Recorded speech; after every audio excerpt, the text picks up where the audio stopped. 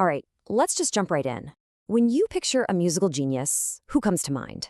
Probably Bach, Mozart, maybe Beethoven, right? Well, what if I told you that the most prolific composer in history, and I mean by a huge margin, is someone you might have barely even heard of? Today, we're talking about a guy who kind of breaks our whole idea of what musical genius is supposed to look like. So let me just ask you this straight up. Who wrote more music than Bach, Handel, and Mozart combined? Just think about that for a second. It sounds like a trick question, right? Doesn't it? It sounds impossible. But as you're about to see, it is absolutely true. The man's name was Georg Philipp Telemann, and the number of his works that have survived to this day, it's just mind-boggling. We're talking more than 3,000 compositions. And get this, that's just the stuff we know about. Who knows how much has been lost to time? And this chart, wow, this really puts it all into perspective, doesn't it? I mean, this isn't just a small lead we're talking about. Telemann's output absolutely dwarfs his most famous contemporaries. He wrote nearly 3 times as much music as Bach. So how is that even possible? Well, that incredible productivity is the central puzzle we're going to unravel today. This brings us to what I like to call the 3,000 work problem. Was this man a true, unadulterated genius? Or was he just running a music factory, churning stuff out? You know, in his own time, he was celebrated as the greatest composer alive. But just a century later, he was dismissed as a shallow craftsman. So, what's the real story here? To really get how one person could write so much music, you have to look at his life. This insane output wasn't just a personal choice. Nope. It was driven by these relentless professional demands. It was a career where institutional pressure basically fueled an unprecedented level of productivity. And you can see it in his career path. It's just this steady climb in both pressure and prestige. He starts out in Leipzig, where he actually ditches law school to pursue music. Then he heads to Soro, where he totally soaks up all these vibrant Polish folk traditions. After that, he lands a major post in Frankfurt before getting the big one in 1721, music director for the entire city of Hamburg. It was a job he would hold for an incredible 46 years. And this job in Hamburg, oh man, it was a machine. He had to write music for 5 major churches.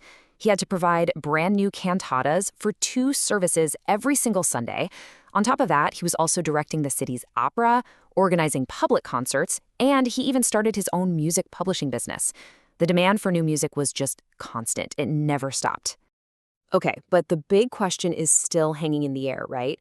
If you're writing that fast, day in and day out, can the music actually be any good? That brings us to the sound of speed. It's time we debunk this old myth that a massive quantity of work automatically means a lack of quality. See, Telemann was a key player in what music historians call the galant style, and this wasn't about rehashing old ideas. This was a totally forward-looking movement. The whole point was to favor simple, elegant melodies and really clear structures. It was music designed for immediate emotional appeal, not for, dense academic complexity that you had just study to understand. At the end of the day, his music was really designed to be enjoyed. It's just full of these incredibly memorable tunes and lively folk dance rhythms he picked up on his travels.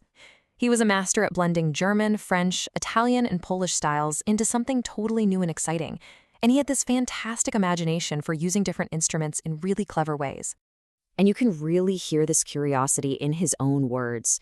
After visiting Poland, he wrote this: "I heard there the Polish music in its true barbaric beauty. In the space of those 8 days, I composed an enormous quantity of it." I love that. He was like a musical sponge, just absorbing everything around him. And all of this came down to his process. Think about Bach for a second. His process was slow, intense, full of this deep structural focus and constant revisions.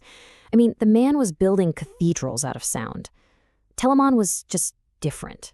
He was fast, fluent, and his main focus was on effective communication.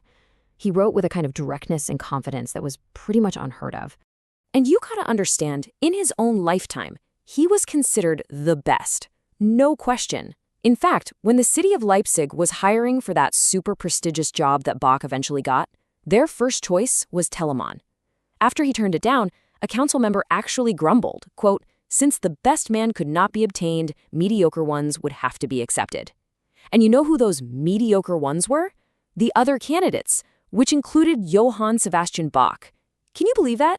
So how on earth did the most famous, most respected composer in Germany end up as a historical footnote? I mean, what happened? Let's dive into this pretty dramatic reversal of fortune. Because the shift in his reputation was frankly staggering. In the 18th century, he's being hailed as Germany's finest composer. A century later, the verdict is pleasant but shallow mediocrity. It is truly one of the most dramatic falls from grace in all of music history. So why? What changed? Well, for one thing, the whole idea of what a genius is changed. The world fell in love with what you might call the Beethoven model, the tortured artist who labors for ages over every single note. And suddenly, Telemann's incredible speed wasn't seen as a gift anymore. It was seen as a weakness, a sign that he was being superficial. And then, as Bach was rediscovered and basically elevated to godlike status in the 19th century, he cast this enormous shadow that just eclipsed almost everyone from his generation. But thankfully, the story doesn't end there. The 20th century saw a major comeback for Telemann. And it basically happened in 3 steps.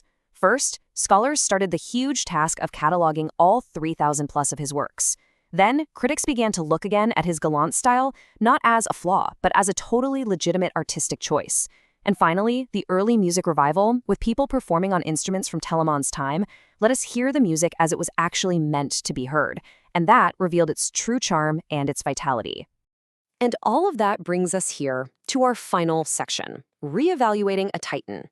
It's really all about looking at his legacy with fresh eyes and, maybe finding a new way to define what greatness even means. I think a modern, honest assessment has to acknowledge his incredible wit and imagination and fluency, but also admit his limitations. I mean, come on. When you write over 3,000 pieces, the quality is naturally going to be a bit uneven. And yeah, he rarely reached the same profound harmonic depth as Bach. But that's okay. His was simply a different kind of genius. And let's not forget, this guy was so much more than just a composer. He was an institutional innovator. He helped create the public concert as we know it. He was a publishing pioneer who took control of his own business, which was a huge deal back then. And maybe most importantly, he was a man for the people. He literally created a new market for the growing middle class of amateur musicians to play and enjoy music at home. Which kind of leaves us with one final big thought to chew on. Is genius measured only by depth, by a kind of complexity that only experts can fully unravel? Or can it also be measured by breadth, by influence, and by the simple, immediate joy it brings to a great many people? Because when you start to think about it that way, Georg Philipp Telemann's place in history starts to look very, very great indeed.